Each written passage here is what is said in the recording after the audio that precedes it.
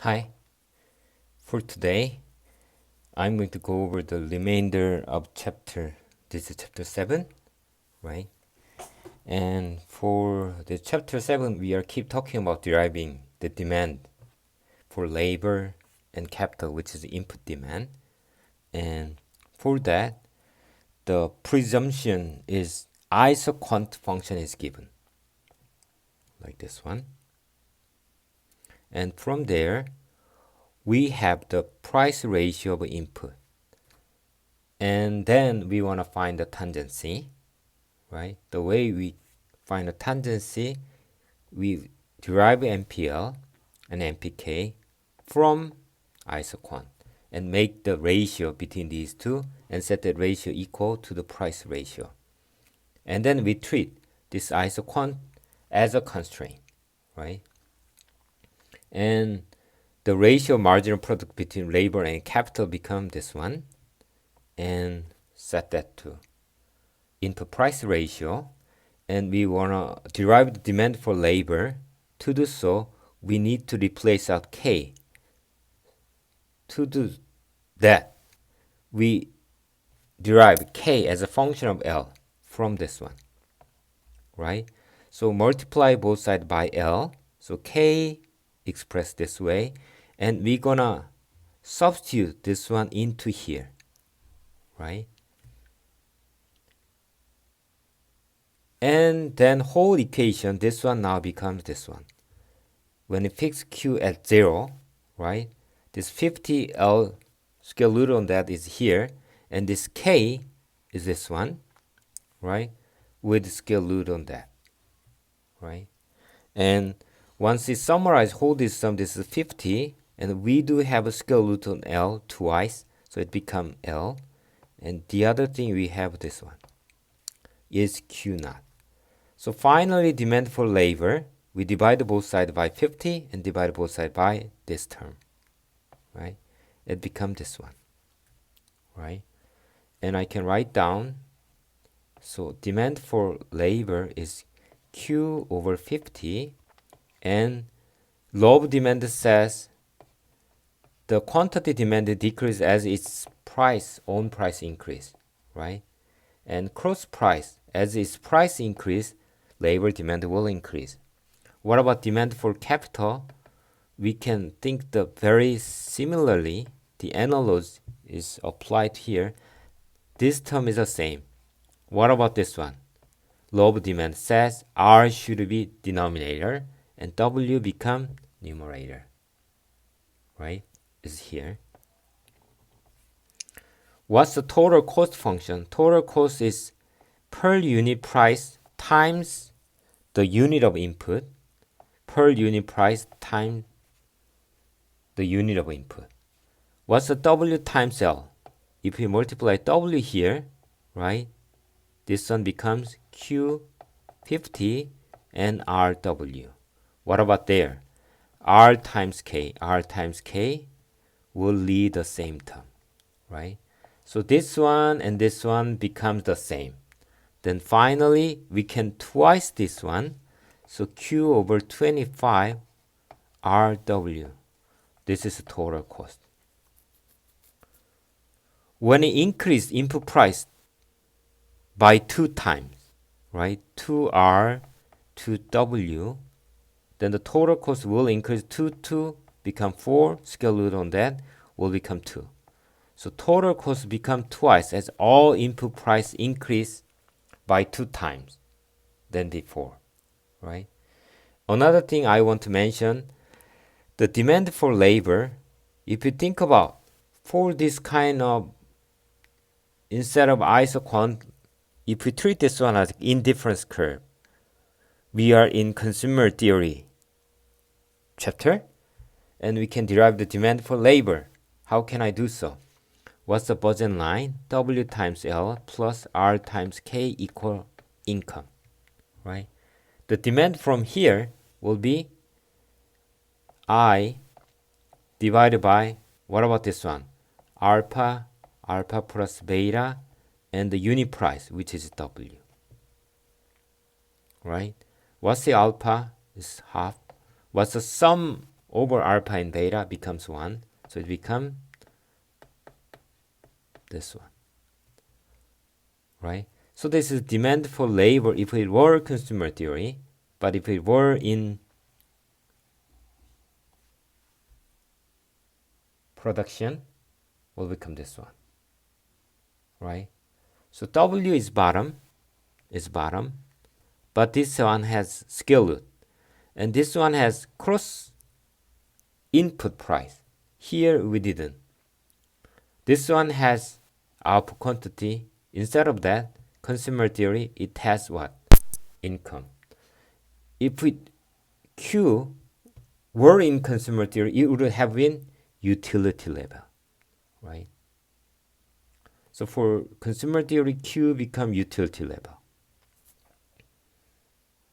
And for this demand function, it has substitution effect and income effect once the price of good X, which changes. What about here? It only has substitution effect. That's another difference, right? And labor and capital demand in this production theory are both normal input, right? Because it doesn't have any income effect. Labor is a decreasing function of its own price, an increasing function of cross input price. Let me move on to the next slide. Now we're gonna think about cost minimization in short run versus long run. The definition of short run, at least one factor is fixed, cannot be changed, right? If it is so, then we can define it as a short run. Normally speaking, we classify a year period as a short run, but more precisely in microeconomics, as long as one factor is fixed, then it becomes short run, even though it could be extended to like up to 10 or 20 years. Microeconomics doesn't care about the fiscal year time period. It only care about whether we have something, we have to take it fixed, right? So firm's short-run cost minimization problem is to choose quantity of the variable input against what? Invariable input, which is a fixed input, to minimize the total cost, given that firm has to produce a certain output level, which is Q naught, and the quantity of fixed factor do not change, right? So here we are considering three-factor model, meaning we have L and K, and we do have another machine, right? Facility, right? Subject to, this is isoquant, right? For that isoquant, we assume this amount of capital is fixed. So variable input is L and M, right? The total cost with two-factor model was this one. Three-factor model, we will extend it this way, right? And we want to fix this capital, the quantity of capital. For individual producer, individual consumer, price is fixed, right? But we didn't consider price is kind of a short-run phenomena, right? But we do consider the amount of output or amount of input. If it is fixed, particular input, we treat that as short run. Because even here, we treat Q is fixed. But in the end, in chapter 8, Q could be changed, flexible. So the key thing is fixed input factor, right? I can say. So fixed input factor defines short run for firm, right? So for here, this is variable cost. I'm sorry, not this one. This one and that one. It's variable cost. K is a fixed input, so we separate K with star. And R times K star is a total fixed cost. In this situation, we can derive the demand for labor and demand for machine. The demand function of labor and machine are the solution to the short-run cost minimization problem. Short-run says we treat the input unit K is fixed. And under this situation, we're going to minimize. So we want to find the tangency with this isocon with respect L and M. Right? But we do not try to find the tangency with K because K is not flexible, could not be changed. So the tangency condition is MPL over MPM become W and small m. That's what it is, right? If we switch these two terms, right, then it becomes this one. Now let me move on to the next slide. So now we came here, we will deal with the short-run cost minimization, and I want to make a comparison with the long-run cost minimization. But for long-run cost minimization, we will deal in the next chapter, not in here. Right? Suppose K star is a long-run cost minimization level of capital for given output level Q. But once K is fixed, right, the thing we're going to deal with becomes short-run. Right? And the production function is like this one. Think about the summation over all the power term. It becomes 1, right? Half and 1/4, another 1/4. Summing over all that becomes 1. Because we intended constant return to scale production function. So meaning what? If we double the all input unit, output becomes exactly double. That's a constant return scale. If we increase input by 2 times, but by any chance output increase greater than 2 times, then we say that increasing return scale, right? But if the sum of power term, if it becomes 1, it always fits for CRTS, right? And for here, the price of each input is given this way. W is 16, and M is 1, R is 2.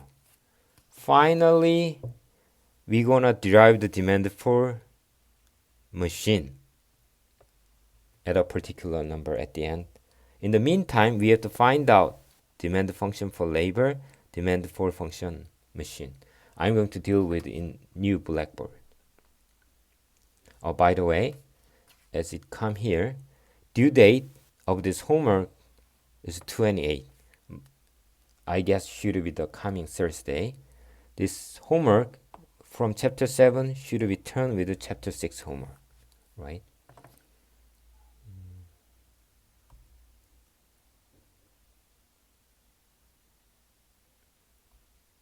So, not this one, right? So the production function isoquant was given like this one. Am I correct? This is K, square root on that, and Lm is 1/4, the power term of that. And tangency condition, MPL over MPM will become, from here, what's the ampere? Q divided by L and 1/4. That's the ampere, because this one, right? And minusing 1 will become minus 3/4. So this term will make that. And what about MPM? The same thing. L and M, they have similarity. I mean, what I'm saying. So MPM is differentiate with respect to M. So we still have this one, 1/4. We have a Q divided by M. What's the result? We can simplify. We have 1/4, we have 1/4. We have a Q and we have a Q. This one goes down, this one goes up. So this is L M over L. We set that equal to price ratio, which is W matched with MPL, R matched with, small m matched with M. Right? And now, first let's derive the demand for labor. Right? By the way, let me write down. The price of waste is $16. Price of machine is $1. Price of rental rate is $2. Right? To derive demand for L, and this K is fixed because it is short run. Right? We gonna substitute out this M. To do so, we have to express M as a function of labor. This one. Right? Now we want to plug this one is here. So substitute that into there. So to derive the labor demand, I can rewrite this equation. Fixing Q at 0, K star, square root on that, right? And here we do have L, M become M, W, L, 1/4, right? Then this L becomes square root on L with this one. Right? What about this one? Square root like 4 and square root of K equal Q. How can you derive the demand for labor? We gonna square on both sides first, right? Then it become LD, and this one WM become now square root on that. Here we have 4, and this one is K star become Q naught. Right? Now this one, to derive that one, we have divided both sides by this one. Then it become Q naught divided by K star. This become inverse.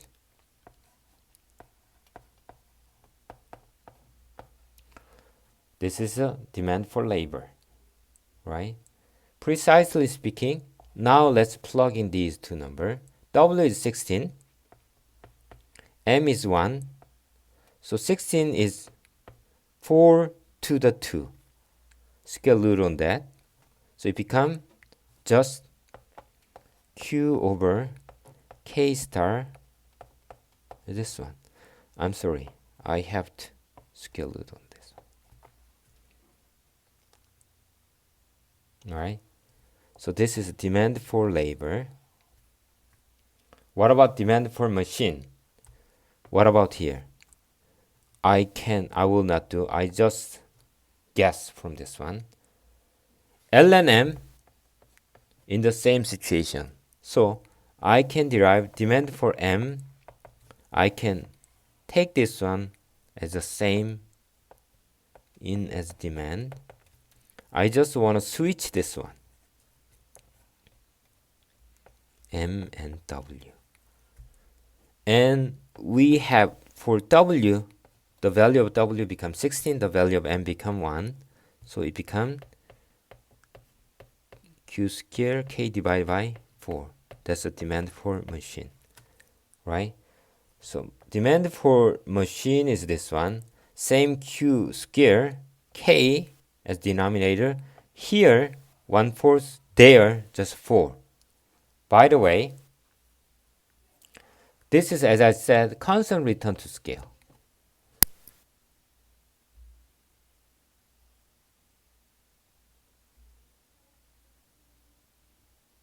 But for this one, it doesn't look constant return to scale. What about here? Let's double the input, right? It becomes 2W, right?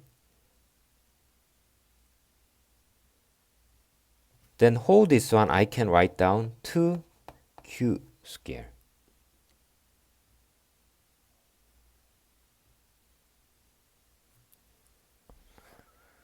By the way, I can do this one the later. Let's delay this one in chapter 8 until chapter 8. Now let me go back to the lecture sheet. So here, right, demand for labor and demand for capital, right? Now finally, this one asking you derive the demand for material. Your textbook define M as a material. I thought that's a machine. That's only the difference. For this one, we can utilize this one. K is given 16 for that. Q is given 48, right? Then 4 times 48 with 2 times, on the power term, and divided by 16. So this one become 4, right? Let's plug that into there. 48, and then this one become this one, right? 2 times 2 become 4. So this one become 24, and 2, the 2, this one, right? So I'm thinking I can finish chapter 6, right? Now let me move on. I'm chapter 7. Let me move on to chapter 8. So now we enter the chapter 8. The title is cost curve, right? But we already have learned about cost curve, but up to short run. And here we're going to extend it to long run period, right? Now let me move on to the chapter overview. So here the key thing will be you will be introduced to the long run cost curve versus short run, and finally we're gonna learn about the difference or relationship between long and short run cost curve. For the long run, now we're gonna deal with average and marginal cost of function.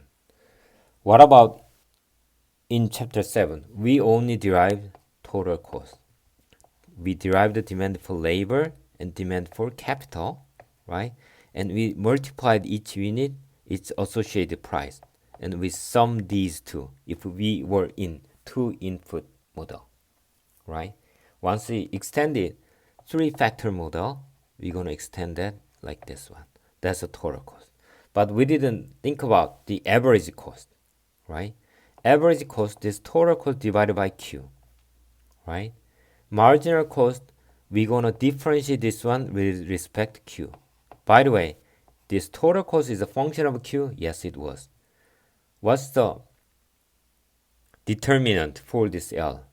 Labor demand is a function of its own price, its competitor or its cross input price, and finally most of it is a function of output. So this total cost actually a function of Q. It is a function of all input factor as well as that the quantity, right?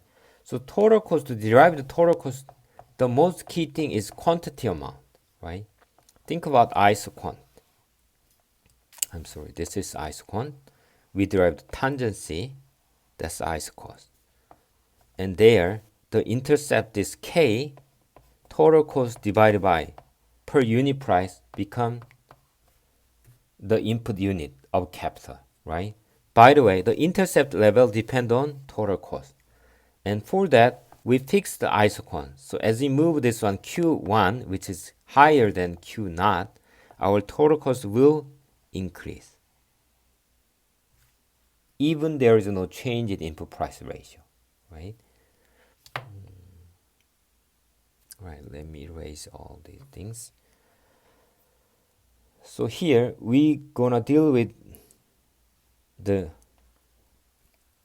these kind of, from total cost we derived average and marginal cost, right? TC divided by Q, TC differentiated with respect to Q. Economies of scale, that's related constant return to scale, increasing return to scale. Deadweight loss, right? And perfectly competitive market without intervention maximize total surplus. So any other market which is not perfectly fit for perfectly competitive market has deadweight loss. Short run and the relations between long run and short run. That's it. So now let me move on to the next slide. Long run cost function. So long run total cost function, sometimes we insert total or sometimes we didn't. Relate minimize total cost to output. So this is total cost related to output. And the factor price, right? The factor price, which is there and there. L is a function of output. Q is a function of output. So, what is the long-run total cost function for this production function? We have seen this one too much, right? What's the demand for labor? Q divided by 50 and its own price bottom, cross product price on the top, right? Here for L and there for K. This one, both two are inverse with each other. And then this is for demand for labor, demand for capital. From this one, we're going to multiply its input unit by its own associated price, right? Associated price, associated price. Here, associated price, and this one is labor, demand for labor, associated price for capital, right? And it finally becomes this way, right? For this one, W, and this one will simplify RW, and we have twice of this one, 25. That's what this one.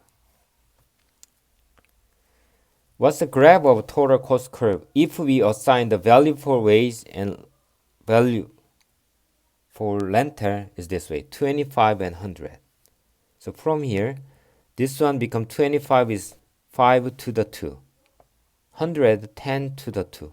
Why do I do this? Because I know this square root on that. So 5 times 10, right? So Q over 25, now 5 times 10. 5, 5. This one become 5. 10, 5 will become 2.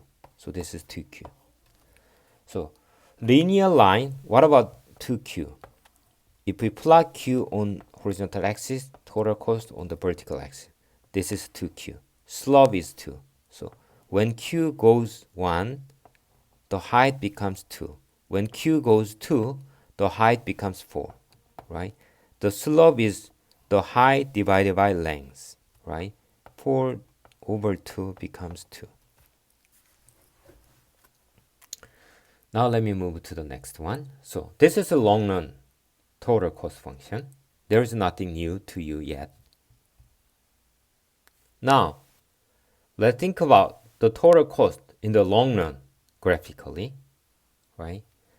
So if Q0 is fixed, right, then you can find one iso quant, and there you want to find tangency with given W over R, right? That's here. And then we can find the demand for labor and demand for capital. And then we can find the total cost. How? Del unit of labor multiplied by W, that unit of capital multiplied by R. That's for this one. What about the other one? Now let's expand the output from Q0 to Q1. Q1 is greater than Q0, and we can find one iso quant. And we can still find another tangency. We can find another, instead of this one, L1, and there another K1. And then we can find this TC1. So once you plot for Q0, we can find one point along this vertical axis. Another Q1, we can find another TC1 by this way. W and R are the same. We only change the unit of labor demand and unit of demand for capital, right? We can find another one. This is in between 0 plus 1 divided by 2. Another one. Associate height. And if we plot all the point coordinate, we can find this one. And it will become long run total cost curve. By the way, what about total production? Total production, we derive this way. Total production, starting from the origin, was like this one. First, concave, right? We ignore this negative dimension, concave, and then we find the reflection point, and it becomes convex. That's a total production. But for this total cost, we do a little different way. What that means, let me make the color comparison, right? Here, up to here, we're gonna still have another reflection point, but there, we are drawing this convex one, right? Intentionally, I found that convex one, and we have reflection point once again. From there, we're gonna find the concave one. So total cost versus total product, it has kind of this one.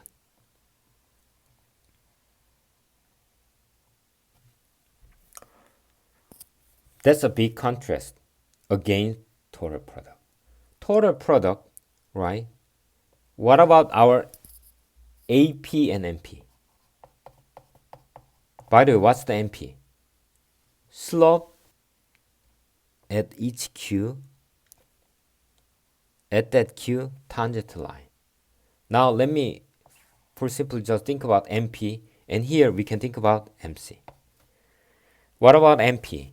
MP is what?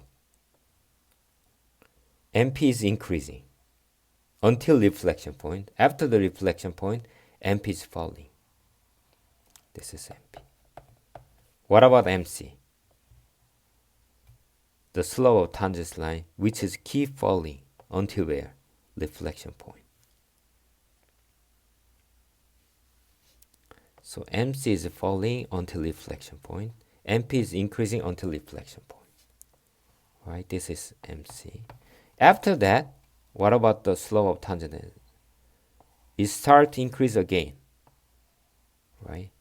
So this is MC. Right? What's the other property for MP? You can think one thing more. For MP go through top of the AP.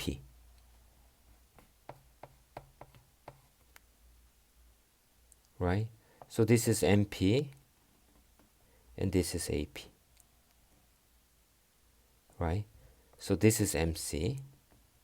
Right? And we can find another AC. Right? For that, MC goes through bottom of AC. We'll deal this one in detail in later, in today. I think so. Right? Now let me move on to the next slide.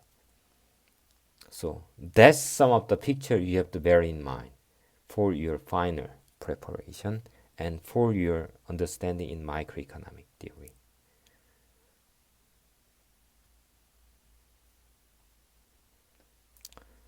Now this is kind of a comparative statistics analysis, an effect of a change in one input price out of two inputs, or both input, change in both inputs price. Firstly, just one input price changes. So what about, let's say, only wage increase while the price of capital, which is R, remains fixed. So we start from where? A. There, W0 over R. Now W increases up to W1, meaning the value of this slope in absolute value become greater, meaning steeper, right? This is case W0. What about W1? So this is slope of iso cost. Before the change, after the change, right? The new tangency happens on B, right? And what about the level of intercept on K-axis? Will be this one.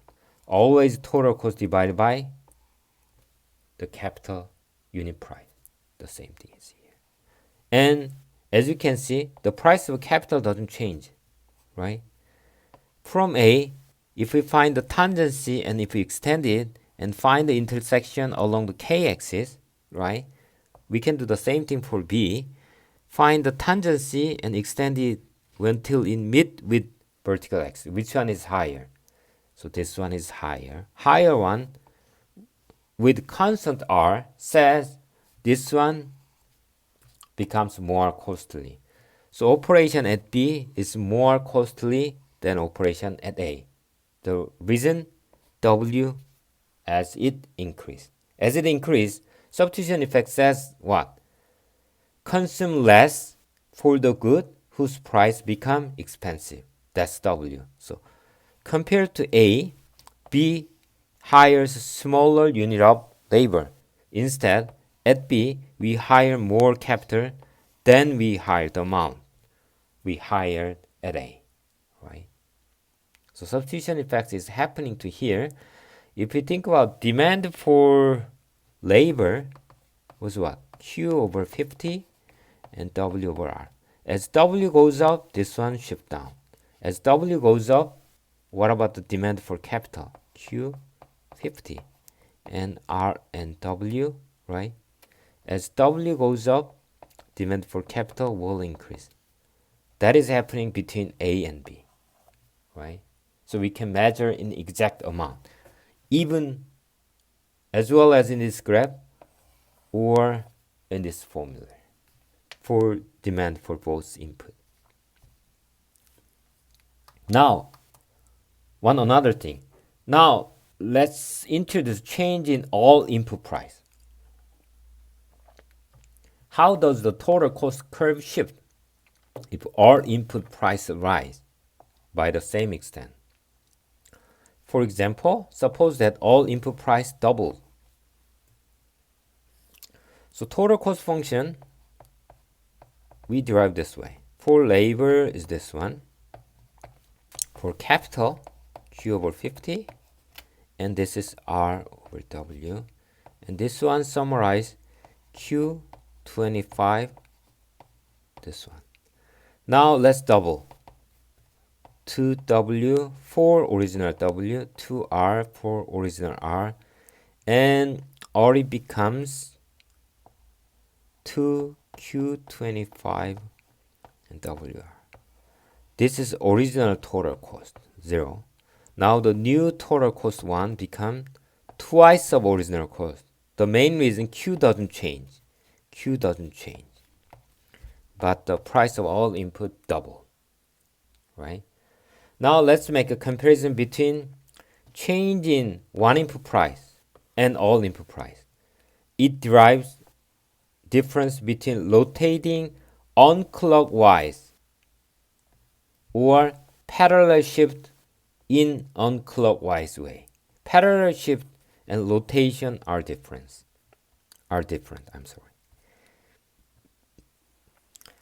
So change in one input is a rotation. For the same Q0, total cost before the change was TC naught. Now it becomes TC1, right? For the Q minus 1, right? Before the change, TC0 should be there. After the change in the ways will become this one. And it drives rotation unclockwise way. This is kind of rotation. Pivoting one place and unclockwise way we are rotating. Then what's the parallel shift against rotation? Then I can say, not this one. This TC1 from TC0, TC1 becomes double, right? Let's say this is 5. Then it becomes another 5, it should be 10, right? What about here? 3, then it becomes 6. So this is kind of parallel shift, right?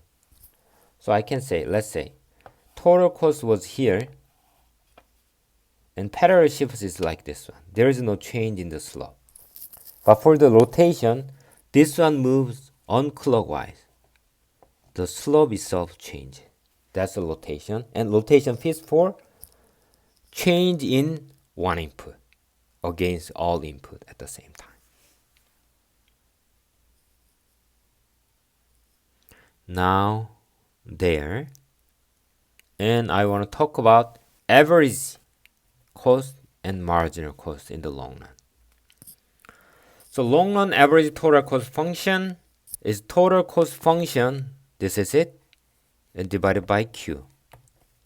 Now the definition for long run marginal cost.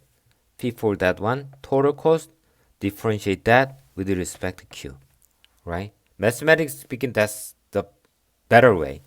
But anyway, your textbook defines it.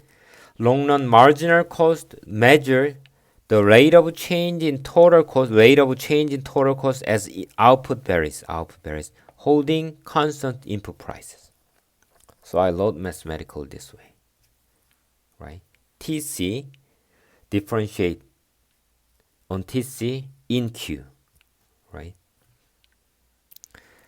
So total cost from here, Q25 WNR. What's the average total cost? We can divide both sides by Q, and we can cancel out. This is it. Now, what's the marginal cost? For this one, differentiate this one, it become 1. So here, MC is this one. And in this situation, because this is constant return scale, for constant return scale, AC become exactly equal MC. So AC here is the same as MC. So in this case, total cost is linear in Q. Total cost linear in Q says what? Total cost is kind of alpha and Q. So alpha is here, WR25. That one, dividing it by Q or differentiating total cost with respect to Q the same. Then what about increasing return to scale? Is this one. I guess this one, right?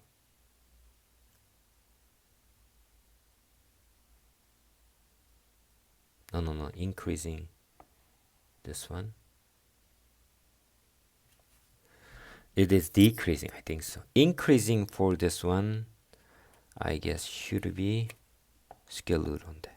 This is increasing return to scale, right? You just memorize this one, because I have no other way to explain this one to you yet.